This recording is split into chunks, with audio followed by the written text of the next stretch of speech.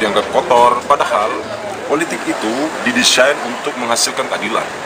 Jadi menjadi politisi artinya punya kapasitas intelektual dan akhlak untuk mendistribusikan keadilan. Itu kualitas pertama dari politisi adalah memimpin proses distribusi keadilan. Bukan mengakumulasi kekayaan, tapi mendistribusikan keadilan. Itu poin pertama. Jadi kalau Anda pada akhirnya untuk memilih menjadi legislator, di benak Anda pertama kali adalah saya masuk DPR harus mendistribusikan keadilan. Dengan mengaktifkan fungsi-fungsi legislator, yaitu terutama soal budget. Karena di situ seorang legislator akan memiliki proposal pemerintah itu layak untuk dinyatakan syah atau berakhlak. Proposal pemerintah dengan kebijakan pemerintah apakah adil? Nah, kalau kita lihat sekarang fungsi anggaran yang harusnya jadi ukuran keadilan itu bahkan disodorkan melalui legislatif. Nah, hal budget itu nyawa DPR. Jadi begitu DPR menyerahkan nyawanya, jadi nggak ada gunanya legislatif itu kan. Legislatif justru melakukan seperti bunuh diri.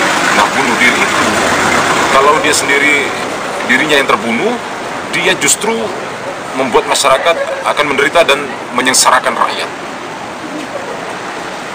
Apalagi misalnya kita akan kritisi, rakyat meminta agar supaya kita ada di hutan seperti bumi dihijaukan. Agar supaya bumi ini dihijaukan oleh pemerintah. Pemerintah menjawab, oke, bumi kita akan hijaukan dengan melalui undang-undang Omnibus Law yang isinya adalah merusak lingkungan. Jadi yang diminta rakyat tidak diberikan oleh pemerintah. Dan legislatif diam aja kadang. Dan mestinya legislatif itu mendengarkan aspirasi rakyat. Kenapa pemerintah yang membuat bumi gersang? Rakyat minta kesejahteraan buruh, dijawab oleh pemerintah, oke, kami buatkan kebijakan yang mensejahterakan rakyat.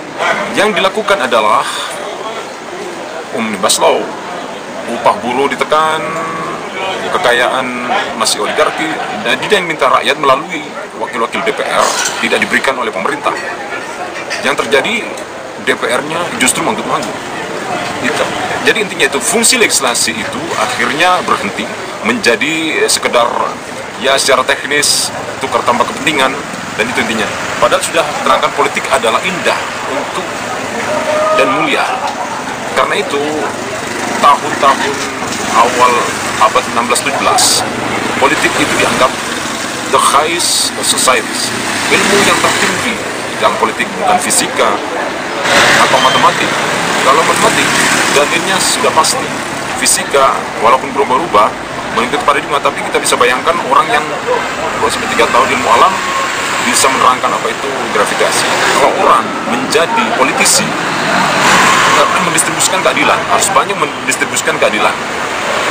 Jadi kita ingin pulihkan bangsa ini dan kembali pada asal-usul pikiran, karena bangsa ini banyak pikiran dan seluruh pikiran dengan seperti Bung Karno yang telah banyak logiknya, kekuatan logiknya, retoriknya. Jadi kita tahu, dan itu ada banyak perdebatan di situ untuk membangun ideologi bagaimana negara ini supaya makmur.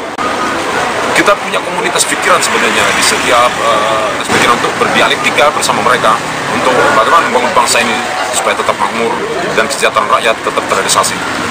Nah, itu pentingnya kawan. Jadi hanya sekedar untuk seremonial, untuk tukar tambah pikiran pada kalian semuanya, dan salam kompak selalu.